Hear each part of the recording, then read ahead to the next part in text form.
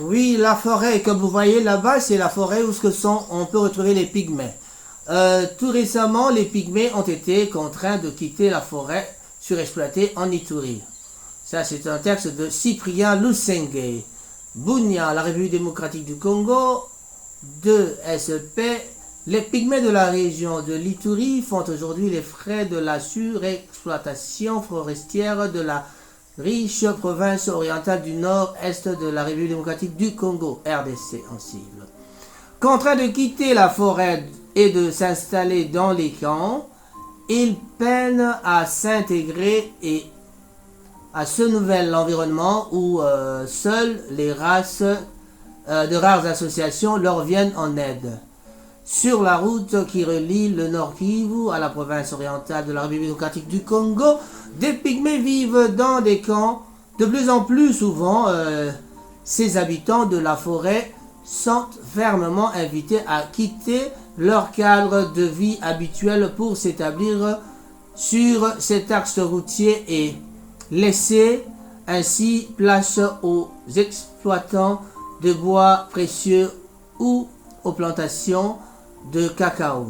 Selon les pères Antonio Mazzucato et Piero Lombardo, donc ce sont des Italiens qui vivent là-bas en Ituri, 2 prêtres catholiques missionnaires dans la région depuis maintenant 20 ans.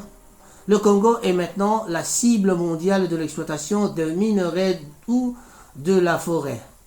Une des zones de l'Afrique les plus intéressantes est la forêt de l'Ituri, où vivent les pygmées. Souvent, pour un salaire de misère, ces pygmées sont contraints de se déplacer pour aller travailler dans des exploitations minières, sous la supervision d'encadreurs, comme le révèle Nyamanzi du village Matara, qui estime que ses revenus ne lui permettent pas de vivre convenablement dans son nouvel environnement. Ça, c'est un problème vraiment terrible que nous signalons, que nous déplorons aussi. Comme un poisson hors de l'eau, hors de leur cadre de vie habituel, sans statut social, les pygmées peinent à s'intégrer et à s'adapter au mode de vie des populations voisines, d'où certaines tensions et frictions. Mes champs ont été saccagés plus d'une fois dans les pygmées, par des pygmées à la recherche de la nourriture. Il y a un peu plus d'1 an, mon mari a eu une altercation avec un groupe qui récoltait sans gêne notre maïs, déclare Massissa, une cultivatrice nandé du village Biasiku. Vous connaissez bien les Nandés. Je crois que les gens qui connaissent le couple connaissent bien les Nandés, qui sont beaucoup maintenant à Kinshasa, et c'est des gens qui sont connus par leur pratique dans le business. Pour se défendre, les pygmées disent qu'ils n'ont pas le choix s'ils veulent suivre dans ce cadre de vie qui leur est hostile. Parfois, comme maigre salaire, nous recevons de nos encadreurs de l'alcool local, regrette Amélie du village Matembu, sur l'axe routier Beni-Mambasa. Ce sont dans ce dont se défendent certains encadreurs comme Kinyata du village de l'Ituri, de Teturi, qui travaillent pour l'organisation Bureau pour Pygmées. Pour aider ce groupe ethnique sans l'aliéner plutôt, il faudra arriver à faire côtoyer les 2 cultures, ce qui suppose maintenir les pygmées dans leur milieu traditionnel, suggère Jean-Pierre Kalohali, qui étudie Jean-Pierre qui étudie j'oublie encore le terme, suggère Jean-Pierre Kalohali qui étudie leur mode de vie. Voilà, il étudie le mode de vie des pygmées dans l'Ituri. Franchement,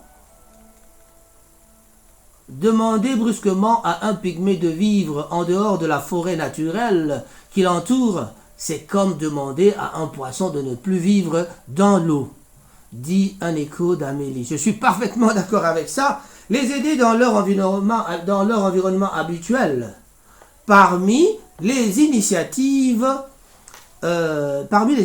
bien sûr, menées sur le terrain, les cours d'alphabétisation organisés par le Père Antonio dans plusieurs villages.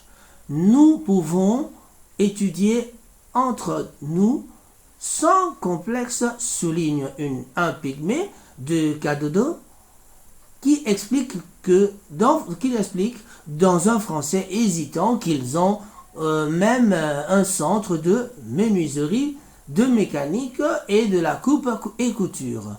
Pour le Père Antonio, qui soutient par ailleurs la mise en place de projets agricoles, cela permet de les aider dans leur environnement habituel pour un développement centré sur les propres réalités de leur propre potentialité. C'est ce que j'essaie de leur montrer progressivement, tout en m'intégrant à leur mode de vie, affirme-t-il.